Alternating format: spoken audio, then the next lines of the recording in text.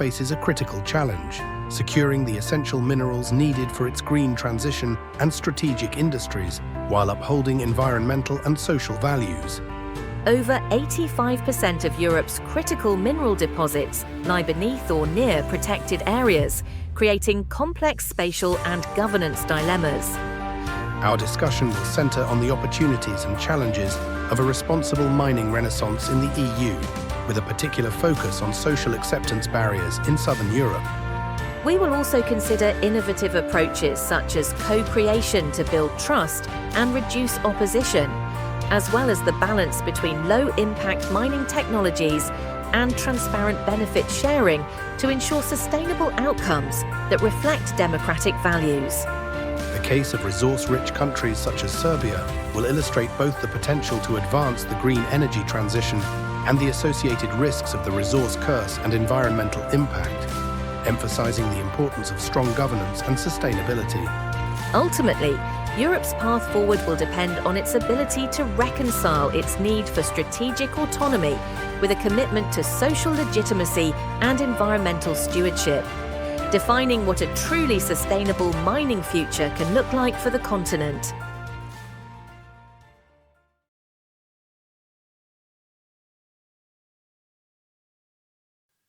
Good afternoon, ladies and gentlemen. I want to start thank you, Arthur, for your welcoming and warm discussion since the first moment.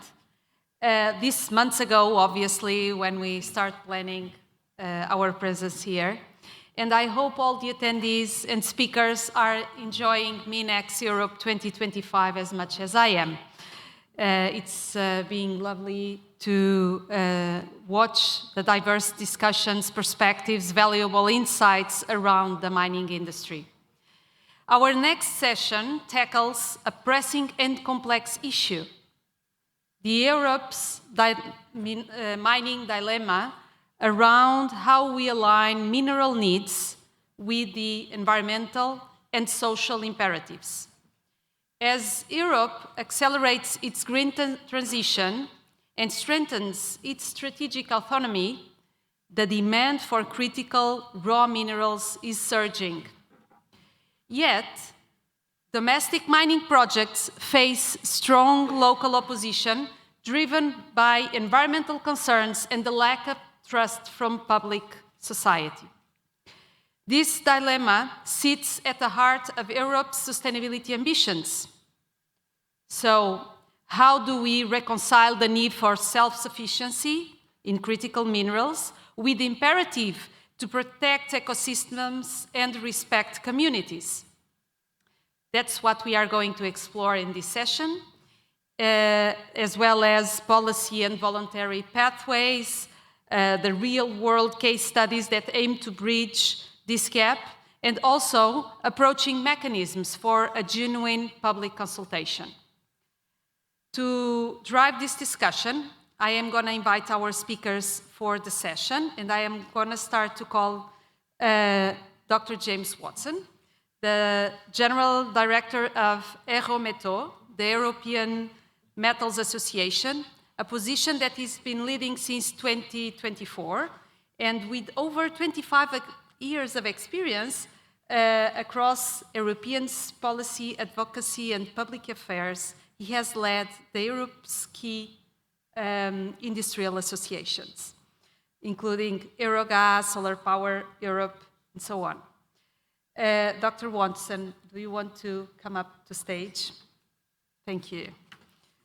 Now I'm going to call my dear colleague, Marcos Gallego, PhD geologist specialized in lithium ore deposits with over 30 years of experience in ESG management. He is a senior partner at ERM and associate professor of corporate governance, ethics, and sustainability at Instituto de Empresa in Madrid, and is specialized in deployment of ESG in operations with a focus in value creation of sustainability programs. Welcome, Marcos. Our next invited speaker is Rebecca Burton, with nearly 2 decades of experience in corporate sustainability with a focus on mining. Rebecca believes there is an enormous capacity within the private sector to propel positive change. She has been building IRMA since 2011, first through her role at Tiffany & Co. and directly at IRMA since 2020. In her role as Deputy Director, she's focused on strategy and service, ensuring that IRMA remains credible and valuable for all the stakeholders of the mining industry, including the industry itself. Rebecca, welcome to the stage. The next speaker is Vitor Correia, Secretary General at the International Raw Materials Observatory and a consultant with over 30 years of experience in strategic management and mineral resource development across Europe, Africa, and South America. He serves as the member of Expert Group on Resource Classification of the United Nations Economic Commission for Europe and is the former president of the European Federation of Geologists. Welcome, Victor. And finally, Mr. Dragan Milosevic is a mining engineer with more than 20 years of experience in the field, giving him a thorough understanding of the Serbian mining sector as well as the nation's legal system. Mr. Milosevic is one of the founding members of the Geological and Mining Association of Serbia and its current president. Welcome, Dragan. Okay, so our first speaker is Dr.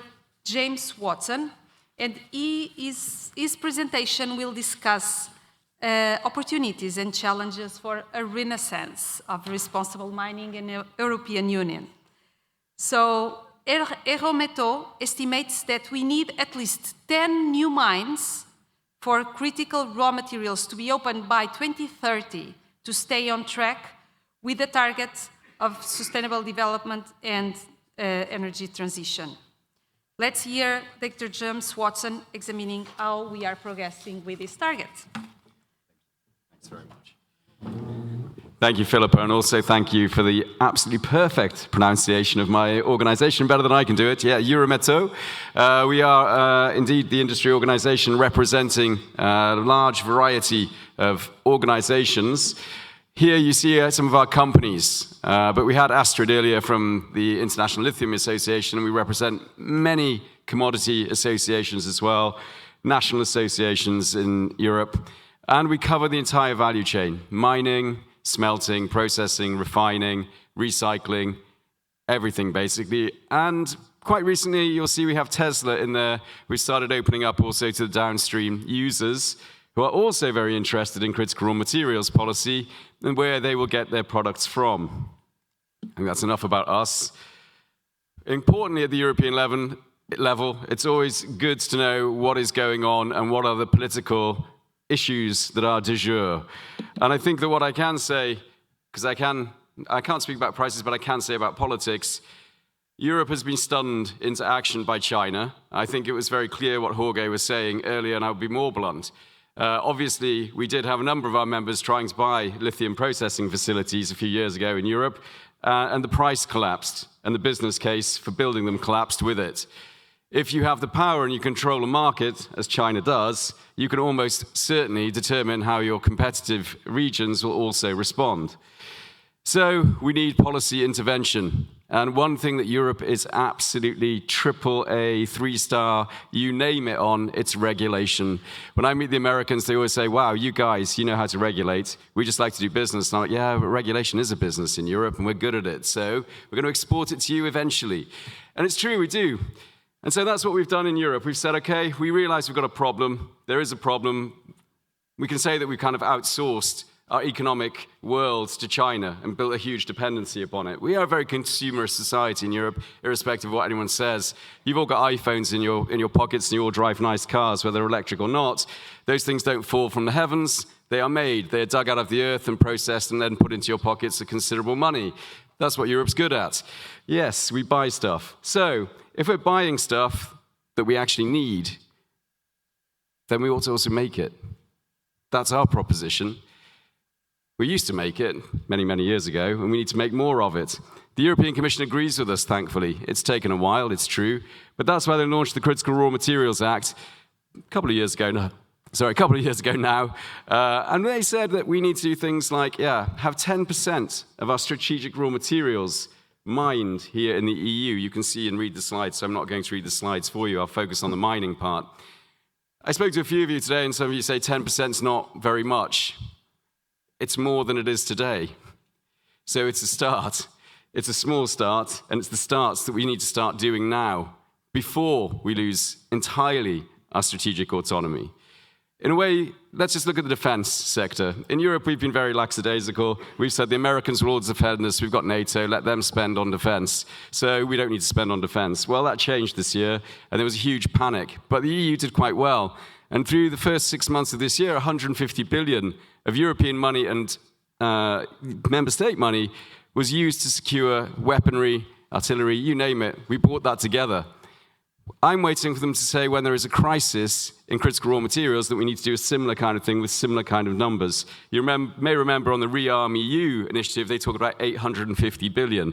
We'll come to financing in a minute.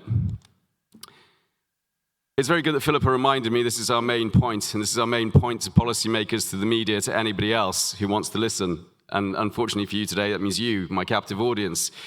We need 10 new mines by 2030 if we're going to reach the strategic objectives that we have under the critical raw materials. Anyone want to guess how many we've built in the last 2 years? Oh, it's correct. Yes, 0. And can we play the game? 15 new processing facilities. How many have been built? Correct. Also 0, I heard from the back. And 15 new recycling facilities. Anyone want to guess? Yes, it's 0. That's correct. Yeah, unfortunately, whilst we have a very good and strong idea of what we need as a sector, what we need to do, what we need in the metals industry in Europe, we're having difficulty driving the investment into it. In part, we can blame China, and I have. Sorry for that, but it's true. There are other issues. We are incredibly overburdened with red tape. And I want to give a little example of one of the strategic projects which have been mentioned, and I think we have one even represented here today. I think from the last panel, and I've forgotten your name, but I know that you presented when you said you're a strategic project. Yes, gentleman in the front, yeah. So we have 47 in Europe. Eurometaux is representing most of them. 23 of them are looking at extraction, and 11 of that 23 are also integrated. So it's quite a lot, if you think about it. It's like quite a lot of mining projects that we have. Now, they're supposed to get lots of benefits from being a strategic project, and you can see that there's supposed to be an overall capital investment of 22.5 billion. One of the issues that we have is that there isn't any money for it. That's the main problem that we have. And I'm talking about public money. I'm not talking about private investors. Private investors might put money there if there was more public money and visibility for it. But 23 projects for mining and a strategic project waiting to be built. And the European Commission has just launched another call, so we might expect that this number will increase. Let us see. I wanted to look just very briefly at Sakatti. It's a really good one, I think, as a kind of short case study. I've got 3 minutes left. It's up in the Nordics. The Nordics tend to be very good at mining. They tend to do mining well. They tend to have a lot of public understanding of mining. And still, nevertheless, this is a mine that looks at things like copper and nickel, and will actually increase quite significantly our strategic autonomy. Here you can see the amount of copper it would contribute to Europe. Here you can see the amount of nickel. So this is actually quite a significant mine for us, something that would be good for us to develop. And yet, we have been struck in a very difficult situation trying to make it go. I put in this in a socially and environmentally responsible mine, and I could have put sustainable, and I think everybody is saying earlier today, I hate the word sustainable.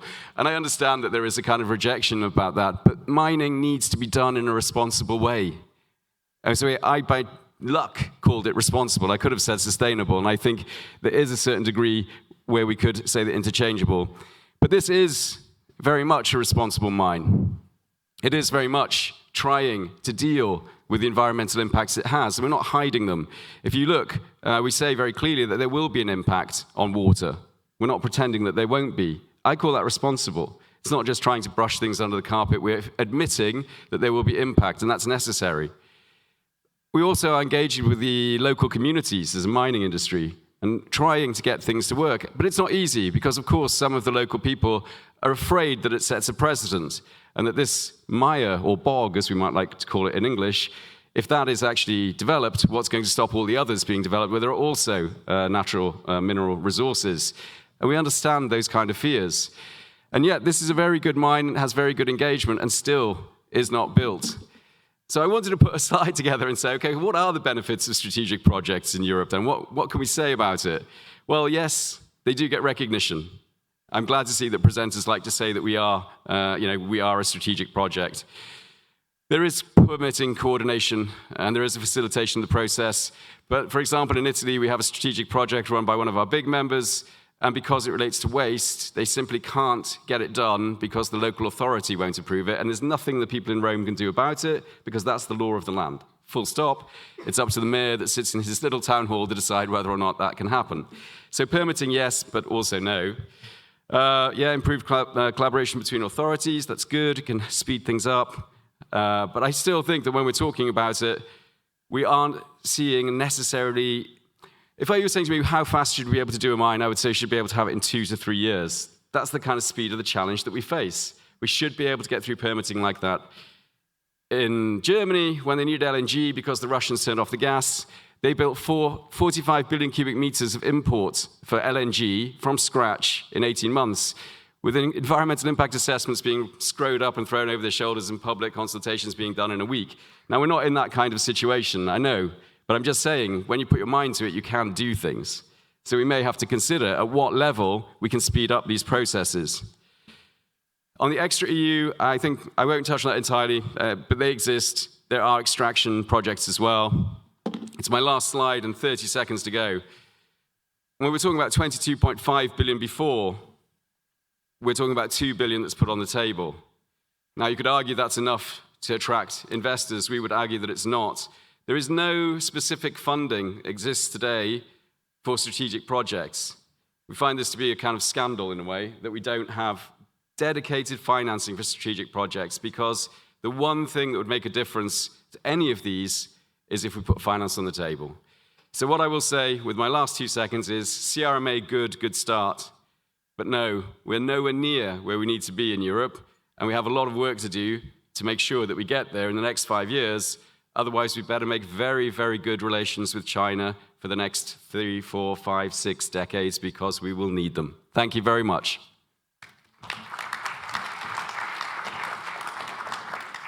Thank you so much, James. To follow on this so relevant topic, the next speaker is Marcos, and this presentation today will be focused on challenges to social license to operate for mining projects, with a particular focus in Southern Europe. Welcome, Marcos.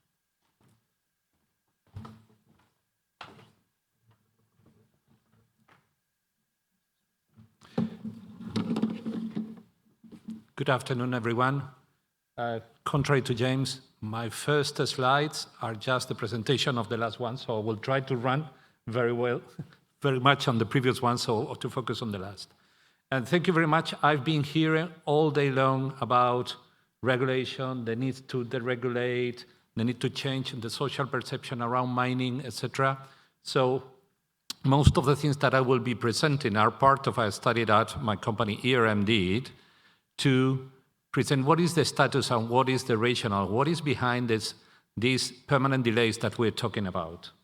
So as it has been raised already several times, we are in urgent need of critical raw materials. The demand is booming, and our capacity as a sector in Europe to deliver on our needs is almost nil. Actually, the challenges, the very modest challenges that we have set at the European Union level that James just described, we're struggling to deliver on them as far as we see of today. So the need to understand why are we getting delayed in all these projects, being so strategic, should make us thought what is out there in the public opinion that don't get the point, and we don't get the support that we should for the projects that need to be developed. As I mentioned, all of this is part of a study that we did. In the last slide, there's a QR code for those of you who want to access the full report. This is just a summary. So we assessed 260 projects around the world, that were categorized on the databases, and we looked at the pre-development conditions of those assets, and we reviewed public sources and conducted interviews with the stakeholders more relevant to those sites to try to understand what could be the reasons behind the eventual delays that we were getting. So, are we miserable in Europe? Yes, we are, but the rest of people is as well. So simply some of the things that we went on through on the report that I mentioned, on the study that I mentioned, right? For more details, you can consult the database that is shown at the end.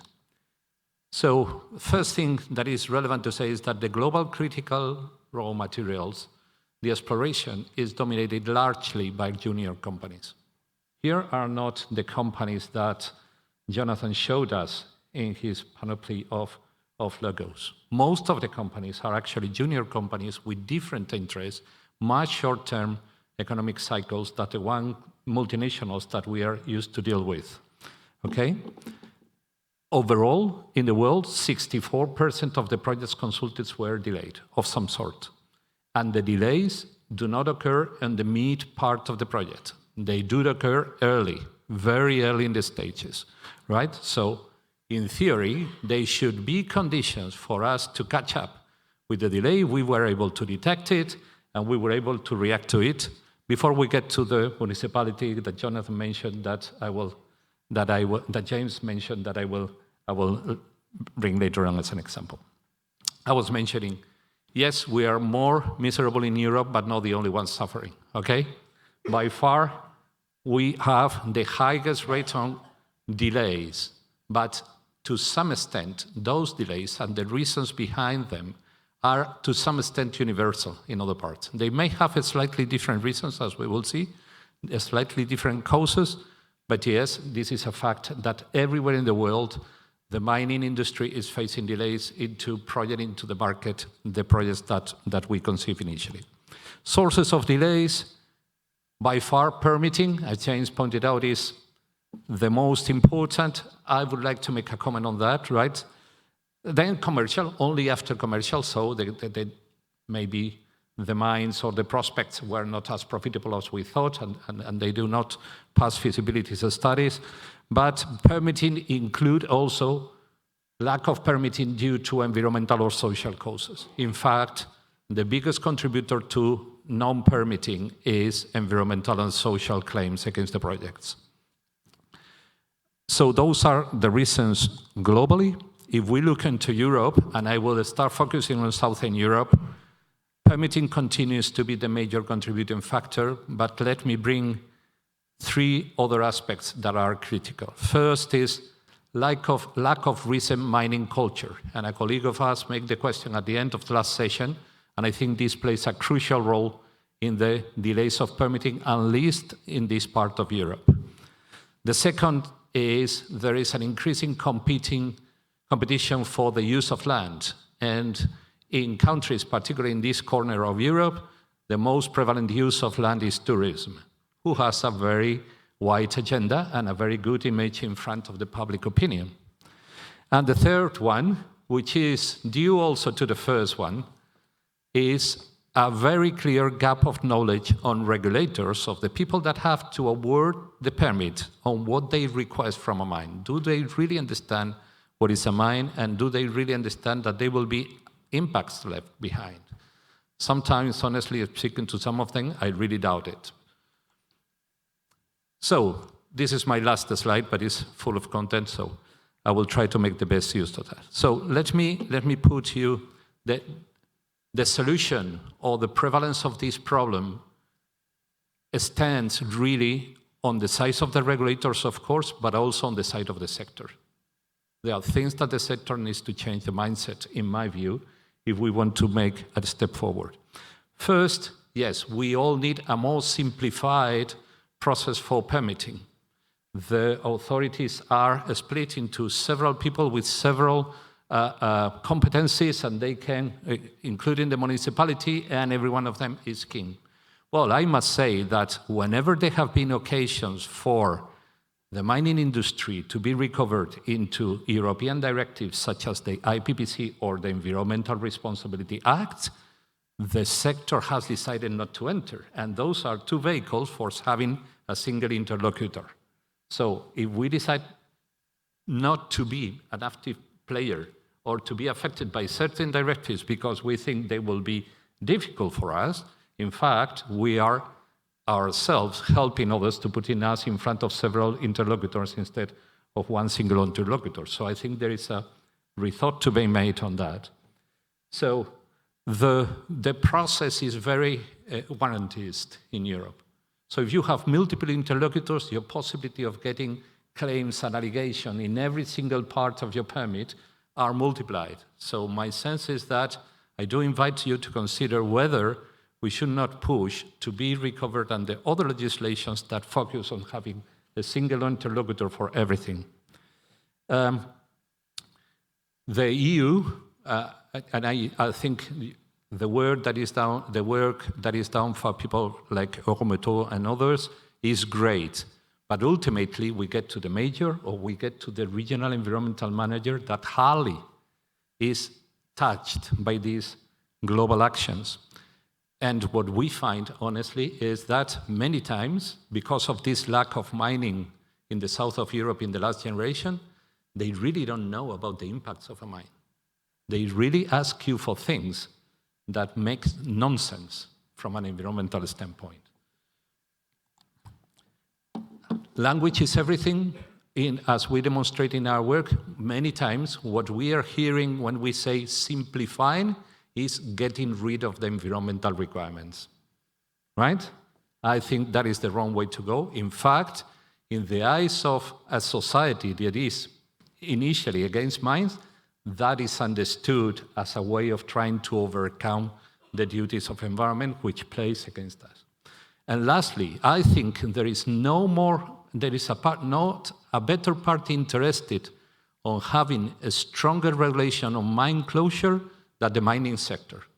What sets the image of the society about what a mine is the 1,000 sites of legacy of abandoned and very badly abandoned mines that in the lack of culture of the regulators place in their mind as the way they will leave my landscape for me. So why Europe does not have a stringent regulation on reclamation of land and mine closure similar to the ones that the most advanced mining countries such as Australia or Canada have adopted? I'm running out of time, but let me see also what we see on the mining side. What we see on the mining side is that many times the social and environmental requirements are overlooked in the early parts of the projects. What we call delayed sometimes is simply the result of badly planned projects because they were unrealistic in the sense of time to obtain the permits and an overconfidence that we will get it because this is a good project. When we are talking about junior mines, and without pointing to anyone here, many times we are receiving projects from junior investors coming from geographies where mines are very highly appreciated in the social values, notably Australia, Canada, etc.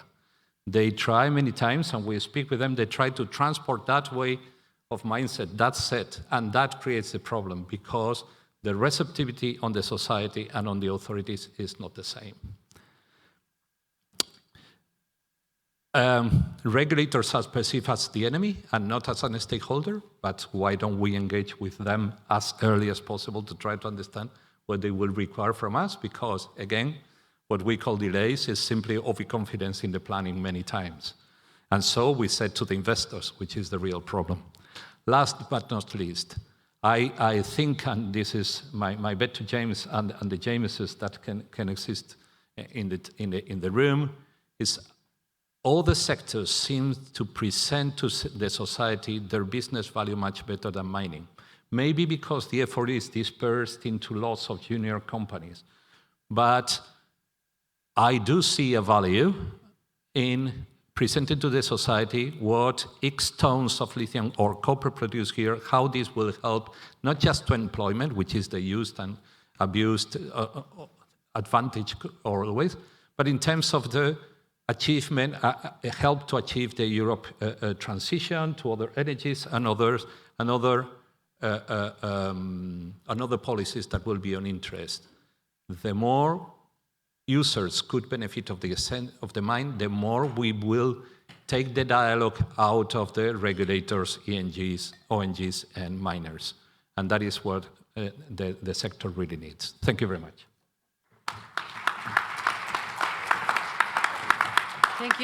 Thank you, Marcos. And our next presentation will be delivered by Rebecca. And she will be talking about something that is very close to my heart. And there are many reasons why mine sites decided to go under independent assessment and through a voluntary system. And one of the biggest reasons is the value that it brings for the mine sites and the stakeholders around the mine sites. For 20 years, IRMA has been building a system that is that considers all the stakeholders around the mining, including labor, communities, NGOs, and obviously the mining sites. So right now, there are 110 mining companies across the world using IRMA standard. And today we are going to hear how this approach of co-creation works in practice and why co-creation is so essential to ensuring the resulting audit report that brings value to the mine site. Welcome, Rebecca.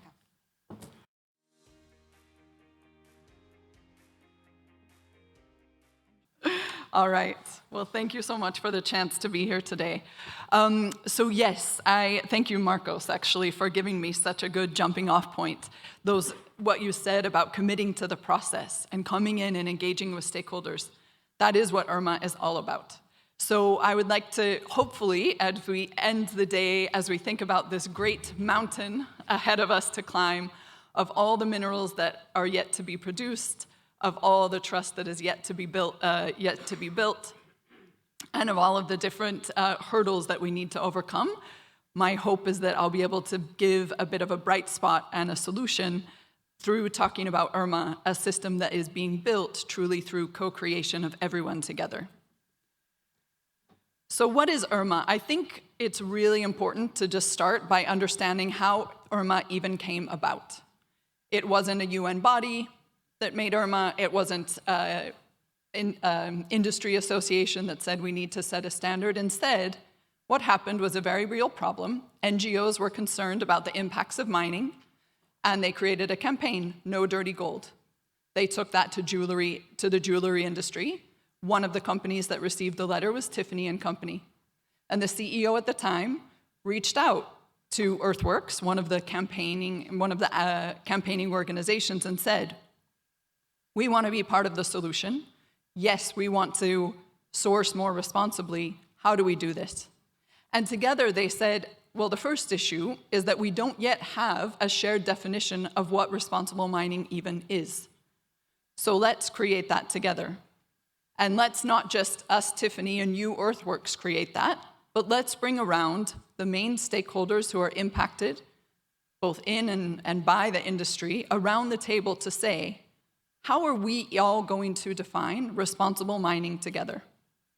And so when you see this graph of these 6 different houses, as we call them, they've been at the table from the beginning. And they all agreed from the beginning to work toward a solution hand in hand, with each of those houses having a way to say no if there was a decision to include a particular requirement. For example, one of those houses could block and say, we're not behind this, which means that everyone would go to the table and find a solution. What I can tell you from working on IRMA for 14 years, we don't have no vote after no vote, right? Like, it's not that people just say no. Instead, because they all have equal power, they all work with equal rigor to bring this into fruition. So what does it actually address? when you open the standard, we're looking at best practices in all of the different topics that you would think about when it comes to mining. And again, this is about everyone coming to the table and saying, good practices in biodiversity look like this, in labor look like this. The mining industry is there at the table to say, yes, this is feasible. Communities are there to say, this is what we need in order to actually move beyond the risks and the impacts we're experiencing. It also isn't just from scratch. It pulls on many different guidance and frameworks that are already out there. This is just a sampling of some of the guidance and guidelines that have actually gone into the standard EITI you heard about earlier today, for example, so that's all incorporated. And let me just pause here because I'm kind of moving through things, but I want to pause where we talk about the assessment process. So when I talk to you about IRMA, yes, it can be the origin story. Yes, it can be the 6 houses. It can be the standard. It can be our assessment process. But I think what's most important in IRMA is that it's a system that's built by and for all of the stakeholders in mining. So it is an organization. It is an assessment, yes, but it's actually a vision held by hundreds of people because they feel like their voices are heard and that they're shaping it together. And one of the ways that you see that show up the most is actually in the assessment process. So when a mine site decides, yes, I'm going to implement the best practices that have been defined here, I'm going to actually put those into practice, they can actually demonstrate they've done so through a third-party assessment. And in order to tell the story as holistically as possible, we're actually listening to those who are working in the mines, who are living around the mines, to tell the full story of what's going on. And what you end up with at the end of this process, if you've got a standard that everyone agrees on, an assessment that brings in every voice, you end up with an audit report that actually can be used by each and every stakeholder in a different way. Mine sites use it as a guidebook to improve. Communities use it as a way to engage with mines from the same page. And this is just a sample of the 4 of about 150 pages that are in an audit report that really go requirement by requirement to help everyone understand what's actually happening at this site. And so what this all results in, this process of co-creation, is what many of you have touched on today, right? Vitor from Allied Critical Metals, you said it's about changing mentality. Brendan from Moda Ceramics said the biggest issue is the issue of trust. And so what we see is that by co-creating this system together, everyone actually trusts the system that they've built together. So because they trust a system that is reflective of what they most need. So what do we see? I'm just going to take you through each of the houses, and what we see are the benefits that they are naming of the IRMA system to them. If you want to go on our website and read about these in detail, we actually have benefit cases for each of the different houses. I'm going to highlight for you 5 of the benefits that we're seeing, and you can certainly look at that in greater depth. So, first of all, in terms of customers who are asking for IRMA assessments, this gives you a sense of who's at the table: auto, tech, jewelry, renewable, and so on. Why are they at the table? Because IRMA fundamentally changes the risks in their supply chains, and because it's being asked for by civil society. Those are a couple of reasons. Why is finance at the table? What are they benefiting? Again, it's all about addressing systemic risks. It's about thinking about not just the mining companies that you might be invested in, but the tech companies, the construction companies, that all have risks because of a sector that has a lot of risk to it. We've talked about that very clearly today. And so the idea from an investor standpoint is, again, fundamentally de-risking the whole system. When we talk to workers and labor unions, they really talk about the system allowing them to actually have a say in what's going to happen vis-a-vis their health and safety, their working hours, and really being able to have a conversation on equal footing with their managers. For NGOs, communities, and indigenous peoples, this system that they have built allows them to have information that they otherwise never see. It also allows them to find ways to remediate past harms. And they actually often will take a report to go to governments and say, this is the kind of best practice that we expect. This is what we're looking for. So it becomes a framework. And finally, I think the most important, what is the value for the mining industry? Well, just as you spoke about in the intro, I think that if a mine site is going to undertake an assessment, they're going to want to do so in a system that all of their stakeholders also value. So I've shown you the different ways that we've seen many different stakeholders value this system. And what we're seeing is that it also has value very much for the mining industry. And so just to leave you with some sort of uptake and a sense of how engagement is happening, there are about 106 is like our official count, nearly 110 mining companies engaged. That means that they're at some stage of the assessment process, whether they're just starting to self-assess, preparing for third-party audit, or they might even have an audit report out. And this gives you a sense of where that's happening and in which materials. And the final point is the uptake. And what you see here, this is just a few because we've been talking so much about critical raw materials today. This just gives you a sense of coverage by mineral sector of how companies are engaged. Again, it might be an audit report out, publicly self-assessing, confidentially self-assessing, but this gives you a sense of the coverage and sort of, I would say, the direction of travel in different minerals when it comes to IRMA and engaging in this system built by all. So if you have questions on any of this, I would welcome you to reach out and very happy to answer them further. Thank you. Thank you, Rebecca. Right on time. Now we are going to hear Vitor. Vitor Correia will address how public acceptance rather than technical feasibility has become the decisive factor for mining project success, as traditional expert-driven approaches have proven insufficient to address public opposition. We'll explore how Europe can transform opposition into support through innovative social contract models that honor both strategic necessities and democratic values. Welcome, Victor.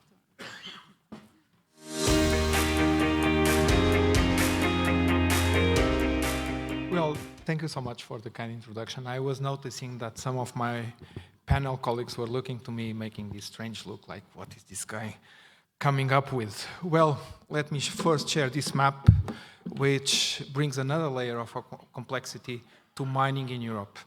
And this is a map of the environmentally protected areas in Europe. And if you overlap this map with the map of the known critical raw materials deposits, you realize that 85% of the CRM deposits are located within or at less than 5 kilometers from an environmentally protected area. So all these conversations that we have been having here, let's say, will become more contested, more disputed, and this is something that I believe is bringing many, I would say, troubles to the implementation of the Critical Raw Materials Act. First point. Second point, everyone knows that we face a lot of public opposition to mining projects. The news that might be relevant is that most NGOs, environmental NGOs, they are not against mining. I was hoping to have some sort of background noise. They are not against mining. No, they are against the development model that we are using. So if you go deep into conversations with them, they will tell you that they are against capitalism. They are against extractivism. But they are not really against mining. Because again, in that conversation, if you ask them, okay, but what if the mine belongs to the community? Oh, that will be okay. But then we'll be having many small mines. I mean, the environmental management of that will be difficult. From the environmental perspective, it might be worse. And they will tell you, yes, but then they belong to the communities. It's not really a problem. That's the reason why I'm saying that most NGOs, environmental NGOs, they are against the development model. And this is something that we need to bear in mind when we are discussing new mines with these groups. So this project that I'm presenting here is called CIRAN. We have been talking with communities across Europe, running focus groups, running community meetings. And what we realize that is also striking, and it's striking to me because I'm Portuguese, I'm from a Southern European country, is that most people in Europe do not trust government. And this is news. Because usually, we know that, let's say in Italy, in Spain, or in Portugal, people do not trust government. Also in Serbia, this is something that is very clear from all the conversations about the Jadar project. But also in Finland, people do not trust government. And this is very relevant for the conversations because they don't trust the national government and they don't trust Brussels.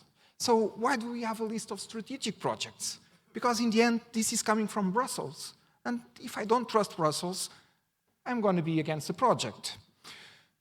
And here, I believe this is a map that depicts the tension zone. So what we realize is that national governments, following the Critical Raw Materials Act, are saying that we have these strategic projects that are really needed for the European defense, for the European autonomy, all these things.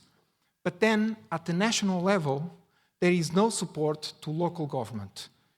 You see that in Europe, across Europe, you see that in Portugal. So there is not really support to mayors or to parishes to implement these projects. And then you have a sort of a tension zone between the local interest and the larger, let's say, European or national interests. And I believe this is where we really need to draw the line.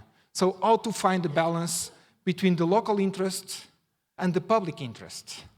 And I know that we are in a sort of friendly audience. Most of you are connected with the mining industry. So the question to you is, who agrees, and this is a question, a hands-up question, who agrees that the public interest should always override the local interest? So if you believe that public interest should always be over the local interest, please raise your hands up. You are being shy. Because the majority of people is saying no, meaning that you believe that the local interest should not be overridden by public interest. And this is interesting for discussions because we realize also that people are willing to accept a mine, even people living in environmental protected area, if three conditions are met. First condition, the metal that we are trying to extract is really needed for the European development. If we are talking about gold mining, it will be a completely different conversation than the one that we'll be having if we are talking about aluminium or copper. Second condition, these communities, they are asking for as little as possible, if possible, zero negative environmental impacts. Meaning that, especially in environmentally protected areas, we need to talk about underground mining, not about open pit mining. So if there is, or if there are no relevant negative environmental impacts, if the metal is needed, then the third condition is people want to have a stake. So they want to have some benefit from that mining operation. If these three conditions are met, the news is people support mining. So the question is, what are we doing here? Why do we have all this conversation about public opposition? Do we have any tools already? And again, the answer is yes. The World Bank developed the so-called community development agreements 10 years ago. Some of these companies that we have been talking about, I mean, Anglo American is a great example. I know the people running the Saskati project. They are now considering to use a community development agreement. And a community development agreement is something that is really simple. We just go to a lawyer, a local lawyer, or to a notary. We bring the mining community, the mining representative.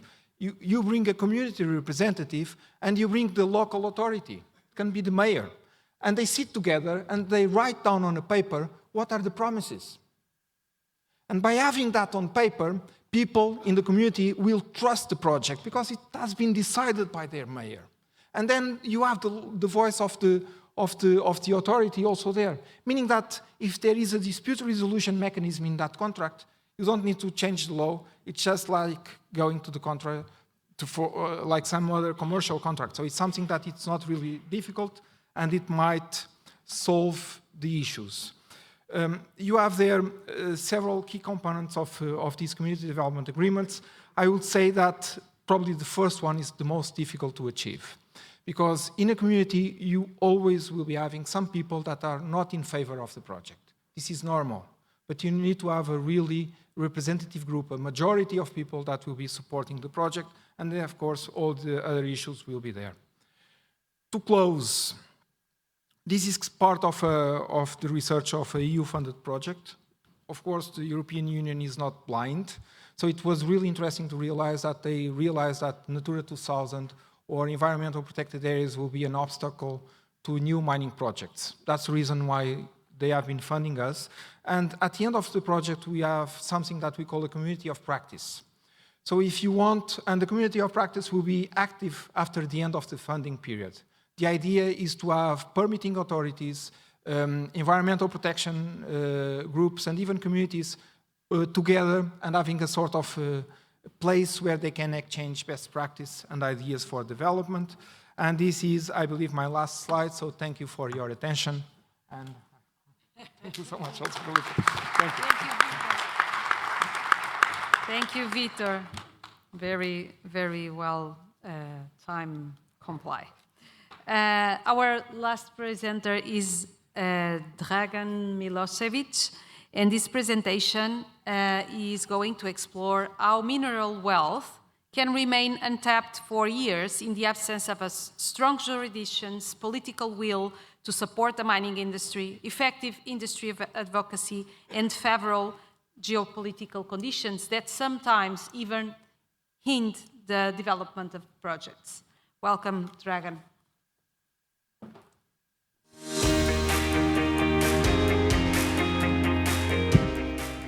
Thank you, and thanks to organizer for this wonderful event again and again from year to year. Lots of time today we are hearing about, geological potential and opportunities, hotspots, but in the same time, lots of talks about anti-mining activism. So, having the potential in a country, is that a bless or curse? That's the question. So, just to show where the Serbia is, for the people who doesn't know where is it. So, in the first of session, you all know this. I will skip these maps. So, just to show you what we have in Serbia. So, we have borates, cobalt, fluorite, graphite, magnesite, phosphates, antimony, and of course, lithium, the project which is mentioned several times today around the conference. So, plus more than 2,000 metallic mineral deposits and mineral occurrences around Serbia. And Mr. Martin, at first panel, show mining history of the wider area of the European continent, but the oldest mine site in Europe and unique example of oldest copper exploitation and smelting was in Serbia. Location Rudna Glava near Majdanpek, 5,000 years before Christ. Just to remind you, someone maybe even Mr. Martin also mentioned Čukaru as one of the biggest deposit and discoveries in the last decade. And this is not the only thing in Serbia which we have discovered. So you will see right now what we have of active mines. We have several open pit mines of copper and gold, underground mines, lead and zinc mines also underground, and some antimony mines which are under the process of re-exploration and restart of production. So those are active and historically active mines. What we find out since 2000, you know Jadar, Timok is another project, gold project, Čukaru mentioned today, upper zone is in production, lower zone is huge, and it will start with production in next year.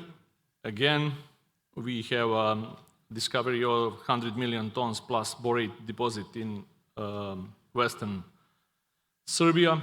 We have Choka Rakita. This is gold deposit in eastern Serbia.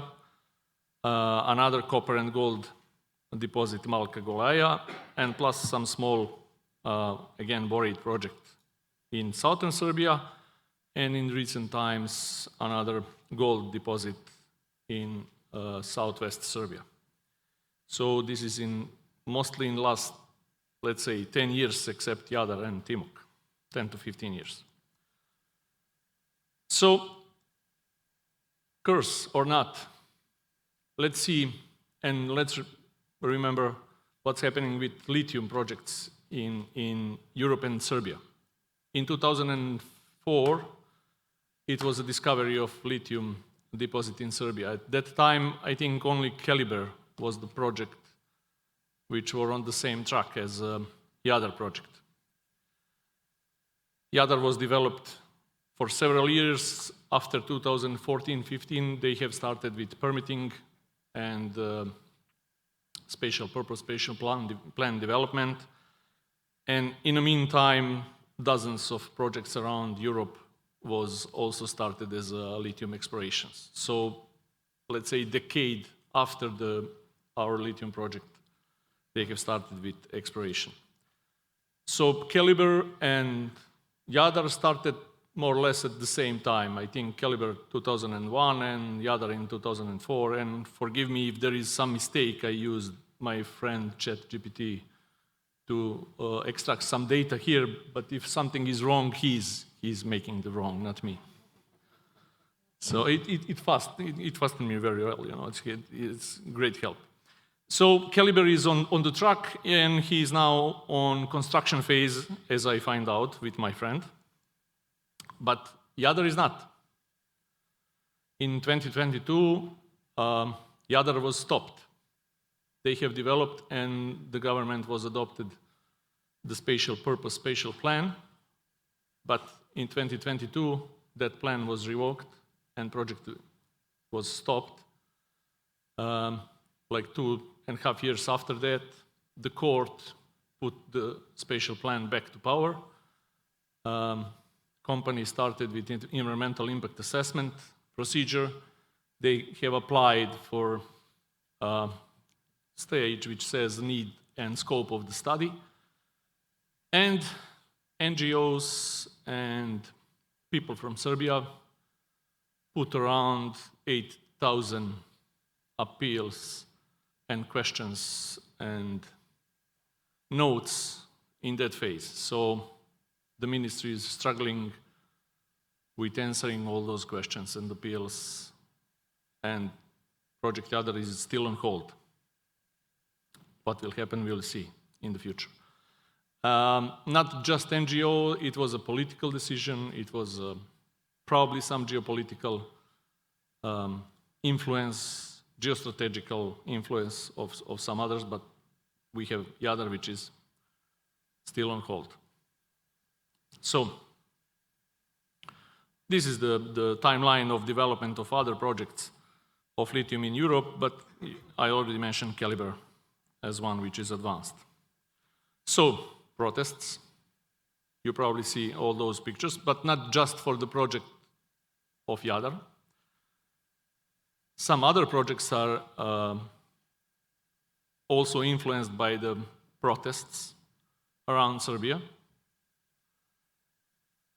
People are getting this as a very modern way of protesting. You know, whenever you have some problem with the politicians, they raise a hand and says, mining is dirty, we don't want mining, everything will be spoiled, and rivers and land, etc., etc. So having the problems in one project reflects on other projects as well. And you saw that we have several of them which are really significant and which fall under the scope of Critical Raw Materials Act in Serbia, and they are huge as well.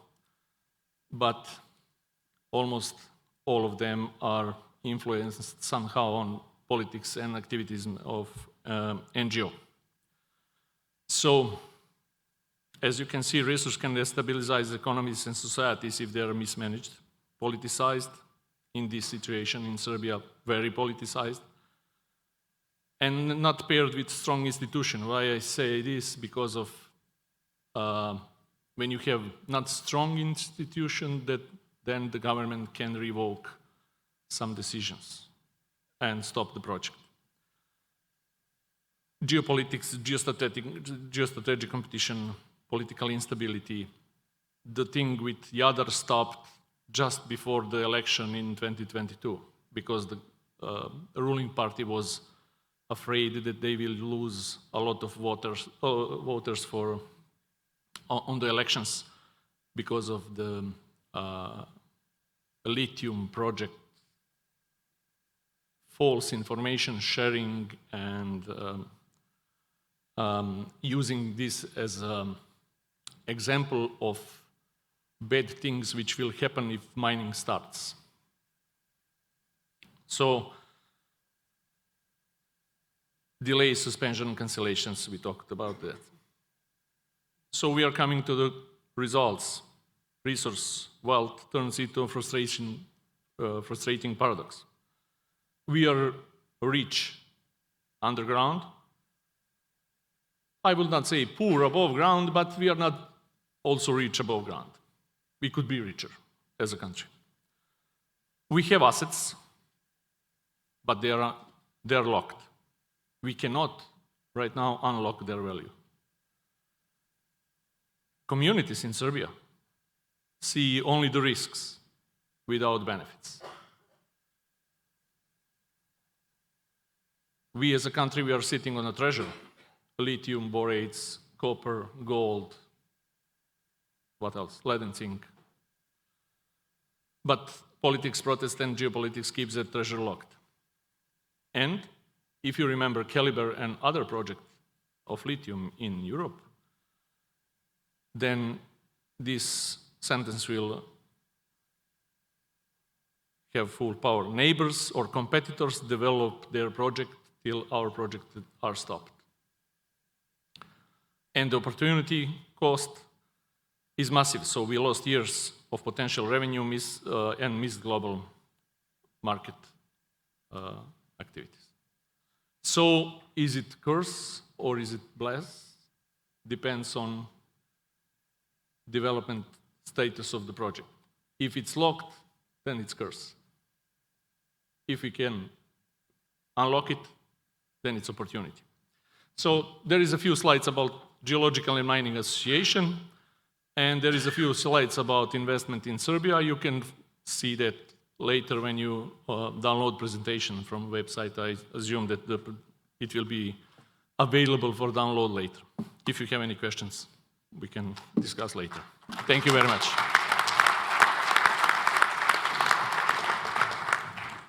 Thank you, Dragan. We have 1 minute for one quick question, if there is any. Okay, we have one question. Does anyone can provide? Okay. It's more of a suggestion for you guys to think about, and perhaps in the fireside chat maybe. So I think everybody would agree that the frustrations we haven't heard before, right? It's a common thing. So here's the suggestions. I just looked around, and I'm probably one of the oldest ones here, so I don't know if you guys remember year 2000. You guys, how many of you know Global Mining Initiative? You do? You're too young, don't look. Year 2000, Global Mining Initiative. It was led by Sir Robert, which was the chairman of Rio Tinto. Rebecca, you know, we talked about this. So Global Mining Initiative was an initiative that took 2 years of a study, which I was a part of. And at the end of that study, ICMM came about. The sensitivities for the social aspects came about. But that is what brought together the NGOs that you refer to that represents the soil context, together with the miners. Because up until that point, the mining industry was quite sensitive on the environmental side. But the mining industry didn't know what to do on the social side. So that process was extremely constructive. So what I would suggest to you, Rebecca, I did suggest this to you.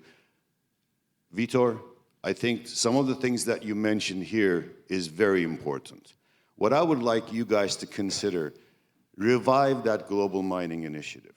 It seems like particularly Europe needs it. The mining industry needs it globally, that I've been advocating strongly, but it needs a leader, and I think I'm looking at it right now. The two of you sitting side by side, and I think, James, you can also really contribute to this. Think about this. If this is a good idea that we benefited 25 years ago, if you think that is still valid, then take the leadership and do it. I will be right next to you supporting in any way I can, but it is lacking a leadership. So think about that. Thank you. An appealing suggestion for the speakers. Let's leave it like this, and we finalize our session here. Thank you so much for our speakers. Thank you.